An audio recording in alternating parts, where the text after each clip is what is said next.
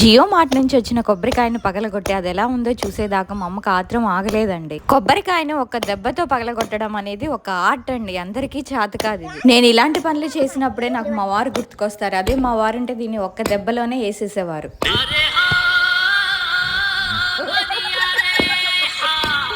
చాలా సార్లు ట్రై చేసిన తర్వాత మొత్తానికైతే కొబ్బరికాయను పగలగొట్టాను. లోపలంతా బానే ఉంది ఫ్రెష్ గా. అవును, కొబ్బరికాయను కొట్టినప్పుడు సరిగ్గా అది మధ్యలోకి పగిలితే వాళ్ళ మనసులో కుళ్ళు కుతంత్రాలు కల్మషం అనేవి ఏమీ ఉండవంట. అచ్చం నాలాగే. అలా కాకుండా ఎలా పడితే అలా పగిలితే వాళ్ళు చాలా కుళ్ళుబోతులంట. ఇది నిజమేనా?